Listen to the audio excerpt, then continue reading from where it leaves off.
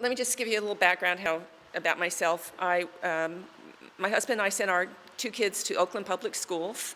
They graduated. One graduated in 2011, the other one in 2006. And it was during my years as a parent at the school, and also I worked as a parent coordinator part-time at their middle school for about 5 or 6 years.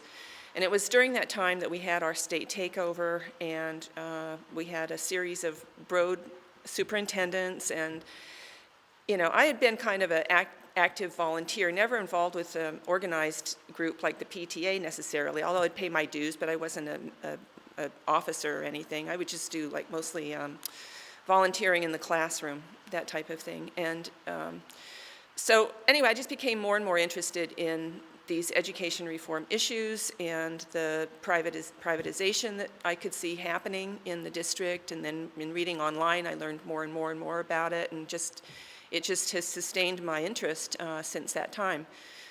After I stopped working as a parent coordinator, I decided to start blogging about this, and I kind of had a general blog at first, and then I decided to start a blog about, I'd researched the Broad Superintendent's Academy, the Broad Foundation and its education efforts.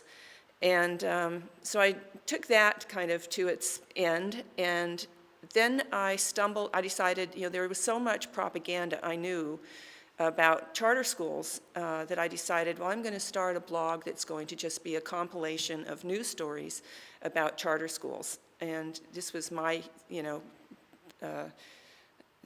effort to counter, what they call it, cottage industry effort to counter the massive propaganda that was being poured into charter school expansion in the country.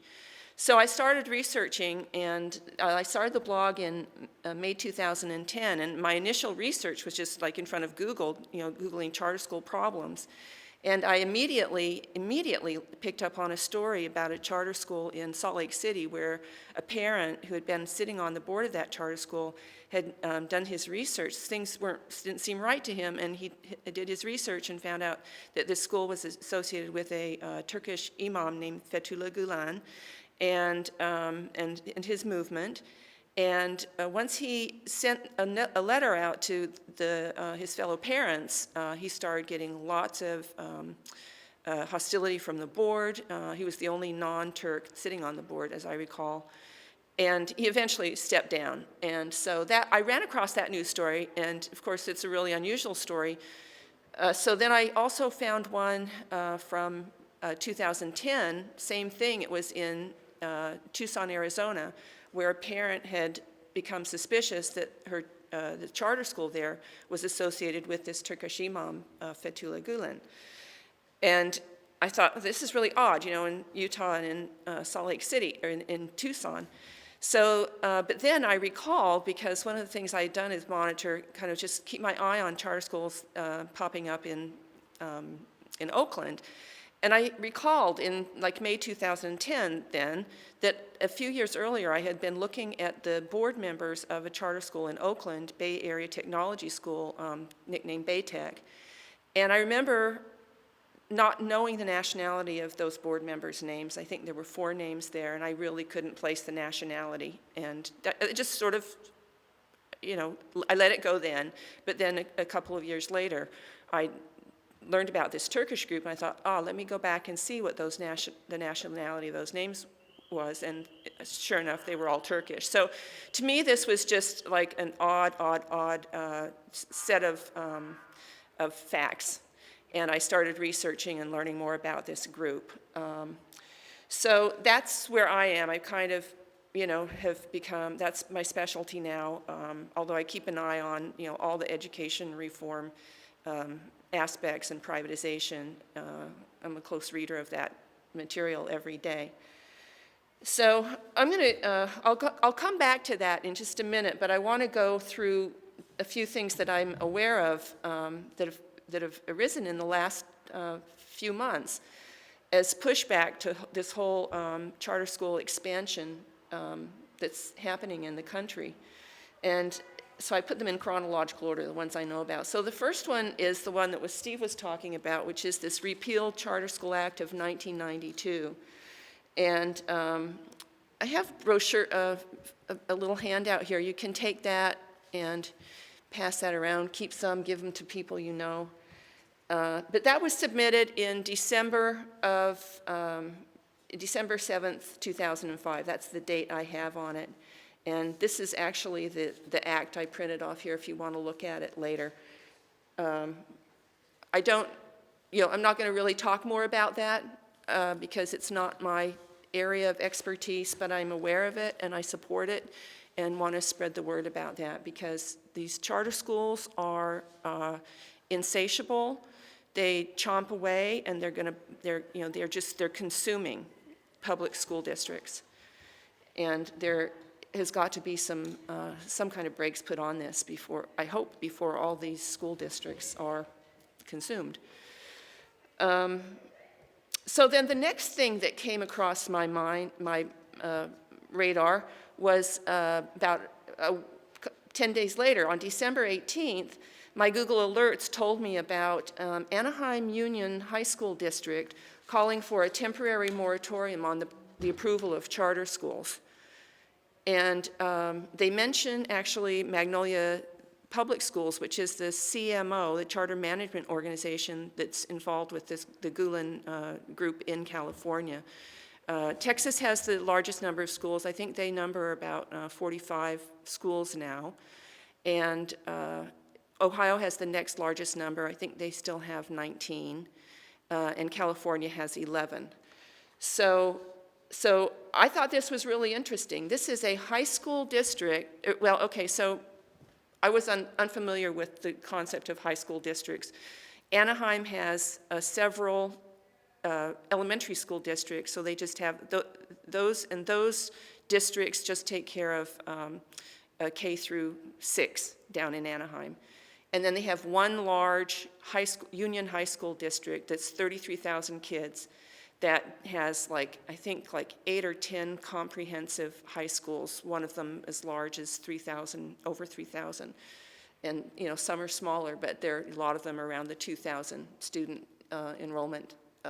So it's a large district. So this is pretty significant to me that this Anaheim Union High School District is calling for this temporary moratorium, and then also called out the Magnolia School for its Gulen connection. So what happened after that has been a real interesting story because, when they do these press releases, they give a contact email, and I contacted that person and told her about this film that is coming out that's going to be about the Gulen charter schools, and then eventually put her in touch with the filmmaker. And I, this week, just got back from going down there. We had a big screening down there of 900 people, and it was really, really well received. So the interesting thing to me about this Anaheim Union High School District is they've got a really, really sharp superintendent named Mike Matsuda, who he's been working there for he's held that position for about 2 years. He's a local guy. Interesting backstory on him is that his mother actually attended Anaheim High School and was taken away to the internment camp and never graduated from high school. And once he became superintendent, he made sure that she got her high school diploma, and she also insisted that he recognize, or maybe he wasn't superintendent yet, but he was working for the district. So he's got a real loyalty and devotion to that community. People love him. He's a tremendous leader with fantastic instincts. And so when he saw this thing about this, what happened is they got an application from Magnolia for a charter school, and he had a group of people do their research, and they said, something has come up here, let's look into it. And they did, and then did pushback. His board unanimously supported the decision to reject this charter application. However, Magnolia withdrew it before they could actually do their vote. And anyway, I think that what's going on there is exceptional, and I've never seen a situation where there's been a district that's so organized and together with pushing back against charter schools. So keep your eye on Anaheim Union High School District. One of the things that they are also asking with this moratorium, they're working with this other group that is pushing for reformed charter schools now. And this effort is completely independent from the effort that Steve mentioned. So they're also asking for a petition. It's, slightly different, the angle that they're taking. But that's something you can tell people about that you know. Where is that based? You know what? It's kind of it's more broadly California, but it's Southern California based. It's Southern California. But I think they have connections up here. And one of their, I talked with the woman who is behind this, and she said, well, for instance, one of the things that the districts are realizing is that each, if all of the, let's say if Magnolia had asked for, had gotten approval for eight of these charter schools with the applications that they submitted, or 11, whichever is the two number, that's $45 million per each school. That's $45 million per year deducted out of Anaheim Union High School District's budget. So one of her ideas is to gather up communities and parents, and to just as a statement of a local action, send an invoice to the California Department of Education. This is what you're doing to our district, as these charters are, eroding the funding away from the district. So that's an effort that she's trying to get going. So anyway, that's this Reform Charter Schools group. All right, so then back to the Gulen-linked Magnolia Charter Schools. Interestingly enough, well, now the whole recent history of the Republic of Turkey, as it involves the now President Erdogan and this Imam Fethullah Gulen, is that they were, it's very complicated, and so I'll try and keep it simple in just saying that, both of them worked together to make the country more like politically it's like the rise of political Islam. Most of them, they work together to neuter the secularists, to neuter the military, because historically what happened in Turkey is that, the military would come in and they'd do these coups if they felt that the leadership was becoming too Islamic.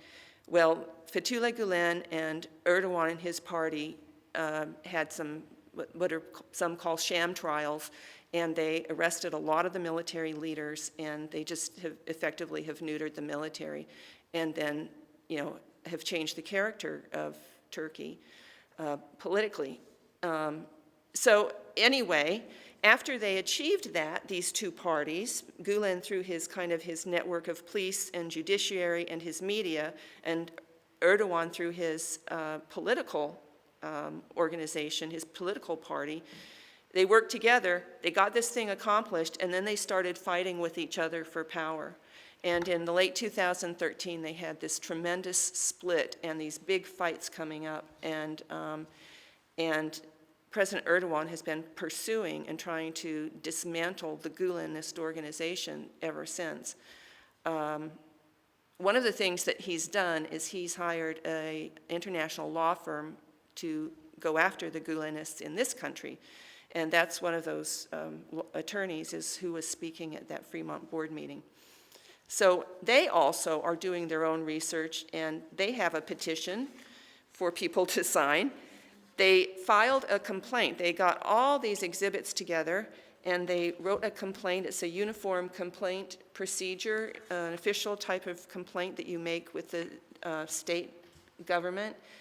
And they're asking them to investigate these Gulen-linked charter schools, and especially to follow the money closely, because the belief is that they're skimming off money from the charter schools to send back to Turkey to, just direct wherever to advance the cause of the movement itself. Interestingly enough, that Tinglin Son was on the board of Magnolia Public Schools in 2010. A couple years before that, they took her and her husband and teachers and students of hers at Natomas Charter School to Turkey. And there was a close relationship for a while going on between her charter school and a Gulen private school in Turkey. So that is that part. And then this is the article about the screening that we just did of this documentary.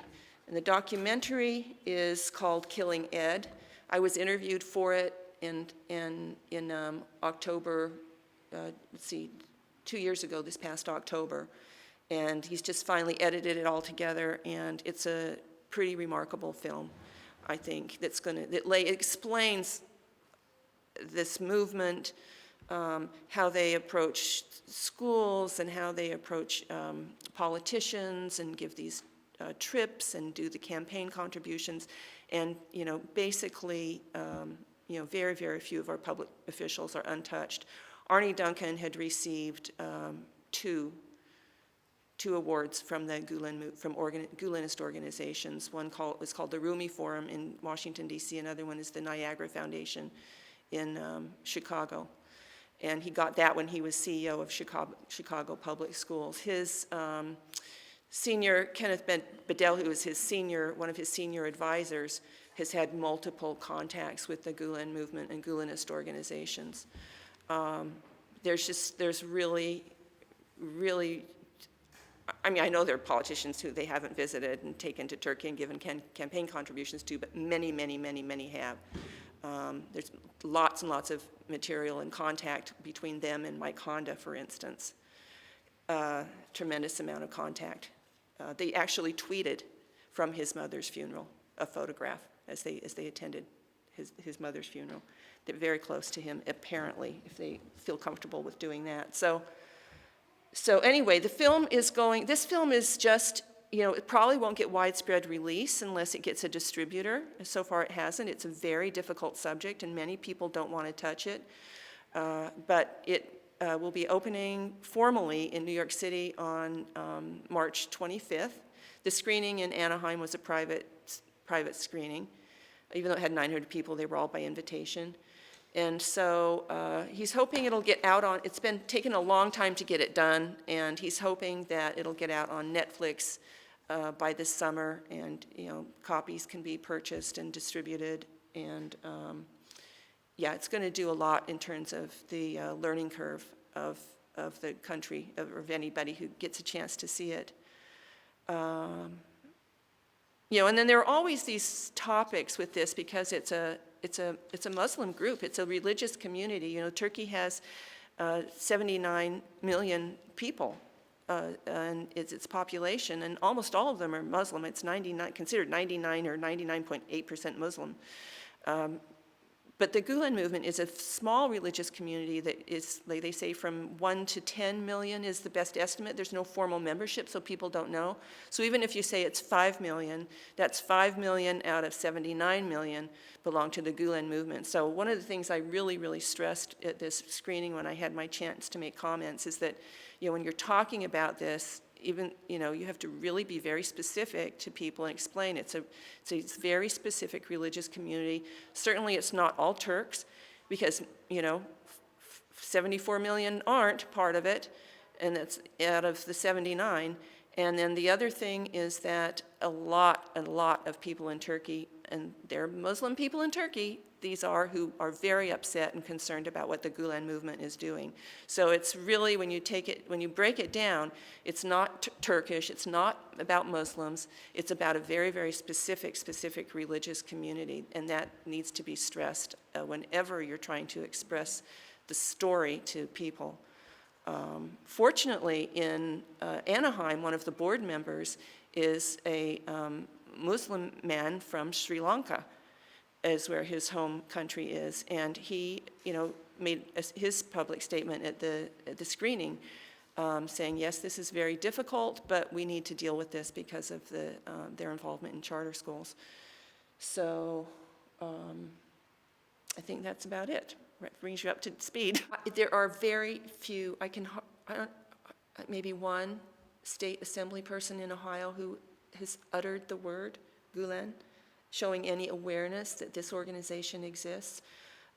There's a congressman, Progressive Caucus congressman out of Arizona named Raul Grijalva, okay? He wrote a letter to the Secretary of Education, Arne Duncan, who, before Arne Duncan just stepped down and was replaced. So he wrote a letter to, John King also has spoken at the commencement event for Syracuse Academy of Science Charter School when he was the New York Education Commissioner. I mean, this is a charter school that's graduating, I think it's like 72 kids or 62 kids. How did they get the state commissioner to come and do their commencement speech, right? How does this happen, right? But, so anyway, yeah, like this Raul Grijalva, he submitted this letter asking Arne Duncan and the Department of Education to respond, what is the status? Because these schools in the Midwest, this chain called Concept Schools, and they run schools in like 5 different states. In 4 of those states, there were FBI raids, like over, like maybe 2 years ago, can't remember exactly when that was. Maybe this summer it will be 2 years, because I think it happened in the summer. Still no FBI response on that. No one knows, right? So he wrote to the Department of Education saying, what's going on with these investigations of these schools? We know this, there's this organization, and he calls it this organization that's running charter schools. And some of them have been investigated by, but does not, in his letter, cite the word Gulen Movement. So that's there. But another thing, interestingly, that happened, I think it was last week, or early 2 weeks ago, there was there's a congressional committee about like the financing committee. Okay, so they have a task force on terrorism financing, and this was a hearing by the task force on terrorism financing. And there's one point during that hearing where this Congressman Andy Barr of Kentucky, which has no charter schools, actually says to the panel, do any of you know anything about these educational organizations that are getting money, in the country from the Department of Education for their educational, efforts? And, he's talking about the Gulen Movement. This is terrorism financing in Middle East. There's been no association of the Gulen Movement being like violent terrorists at all. However, Erdogan feels that there is. Turkey placed Fethullah Gulen on its most wanted terrorist list, and its organization, the Gulen Movement, he calls it FETÖ, is considered a terrorist organization. So from this current government of Turkey's perspective, right now, Gulen is a terrorist and his organization is a terrorist. But that's the only country that is considering that group and as such. But yeah, I can't remember what your original question was, but really I'm hoping that the movie's going to help, because I think it's such a complicated story. And I think that something visual like this, you can just kind of sit there and kind of absorb this, and it's got, great soundtrack, and it's packaged in a way I think that people can maybe start to get it, so.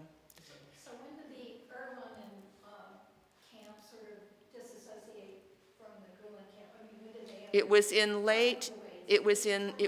was in the fall of 2013, and all hell had broken loose by December of 2013, because Gulen is giving a sermon saying, hope their houses fall down and catch on fire, and, it was this huge uproar in the media, but.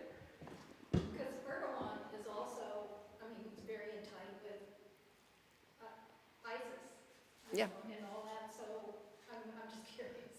Well, This is a world that's. They were at one point together, and now they're separate. That may Yeah. be real or not real. Who knows? It's a complex thing, and, we use a air base, they're a NATO ally.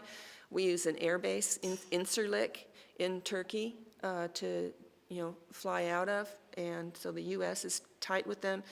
CIA is a long history with Fethullah Gulen. You know, you wonder, well, why is he here and why did he come here in 1999 and he stayed here and he's being sheltered? You know, there's a lot going on that we will never know because they're not going to tell us and we can just guess.